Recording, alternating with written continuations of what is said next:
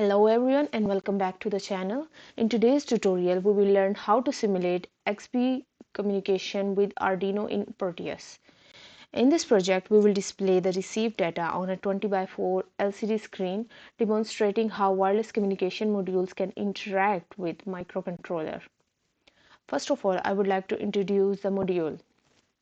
An XBee module is a wireless communication device used for short-range data transmission between electronic devices. It works using the XBee protocol, which is designed for low power consumption and reliable communication between multiple devices in a network. XBee modules are commonly used in wireless sensor networks, home automation systems, and IoT applications. For this project, you have to install 3 basic libraries of the Proteus made by the engineering projects, and I will provide the link of all of these in the description. The first one is obviously the XBee library for the Proteus. The second one is a new LCD library for the Proteus, and the third one is Arduino library in the Proteus. Now let's move towards the circuit. I have already created a simple circuit for the project. As you can see here, this is a module we are working on. It has 2 pins. These pins are connected with the Arduino's digital pins. Arduino takes the signal from this module, and after that it works according to the code and then display the result on this LCD. To control all this, we are using the Arduino IDE as expected. Here is the simple code. As you can see, let me introduce the code to you. First, we include the liquid crystal library, which is used to control the LCD display. Here you can see this. Next, we define the LCD pins connected with the Arduino, and then we initialize the display on the LCD begin function for a 20x4 LCD library. This one. In the setup function, the program first prints the message XBee communication on the first row of the LCD. You can change this message by simply changing the text between these quotation marks.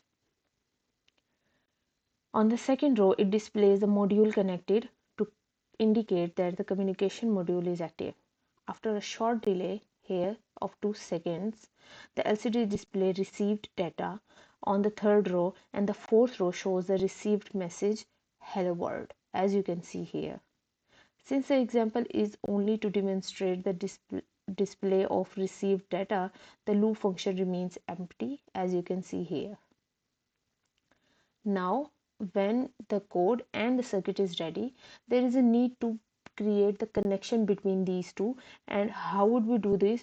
We will simply compile the code. As you can see here in the console, it will show multiple pieces of information, including the address of the hex file that is created whenever we compile this code. As you can see here,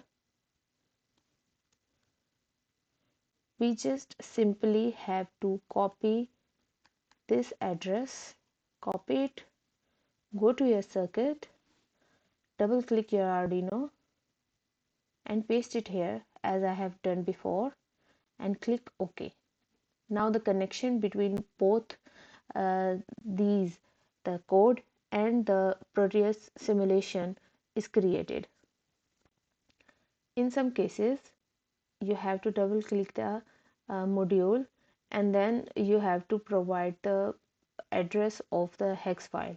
But for modules, we don't have to do this, and we can simply run the code. As you can see here, the mentioned lines are here, and after 2 seconds it has shown us the data is received, and what the code says to us, it says hello world. This is the most simple and very informative code. As you can see here, you can use it in complex codes as well by making some changes, and I hope the tutorial was very useful for you. If you have any question, you can ask in the comment section.